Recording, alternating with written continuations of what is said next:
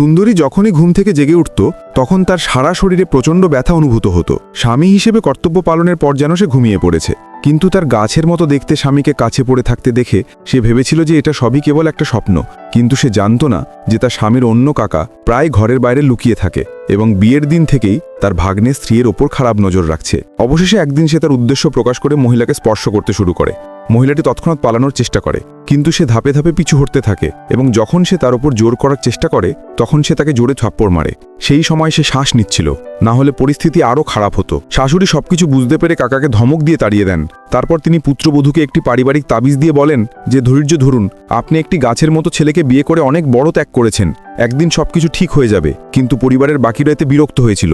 তারা ঈর্ষান্বিত হয়ে তালে পুত্রবধূকে ছেড়ে দেওয়া ষড়যন্ত্র করতে শুরু করে। কয়েকদিন পর হঠাৎ করেই মহিলাটি বমি করতে শুরু করে। ডাক্তার বাড়িতে তাকে পরীক্ষা করে বললেন, অভিনন্দন, তুমি গর্ভবতী। মহিলাটি হতবাক হয়ে গেলেন। তিনি ভাবছিলেন যে যখন তার স্বামীর জ্ঞান ছিল না তখন সন্তানটি কিভাবে এলো, কিন্তু রিপোর্টটি সবার সামনে সত্য বলে দাঁড়িয়েছিল। তারপর চাচাতো ভাই গোপনে রিপোর্টটি দেখে সুযোগ পেয়ে সবার সামনে ফেটে পড়লেন। শাশুড়ি পুত্রবধূর উপর দুর্ব্যবহারের অভিযোগ এনে তাকে গালিগালাজ করতে শুরু করলেন।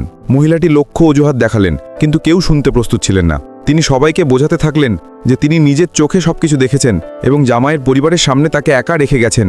বোন তাকে সরাসরি তার বাবার কাছে পাঠালেন এবং চুল ধরে টেনে শোবায়েন। মহিলাটি চিৎকার করে বললেন, শুয়ে পড়ো, তুমি কি উঠবে না ফোহাসন? সবাইকে বলো যে আমি কখনো প্রতারণা করিনি। ঠিক তখনই একটি জোরে কণ্ঠস্বর ভেসে উঠল, সবাই আসুন, এটা কি সত্যি একটি গাছ? স্বামী জ্ঞান ফিরে পেয়েছে এবং মহিলার গর্ভে কার সন্তান ছিল?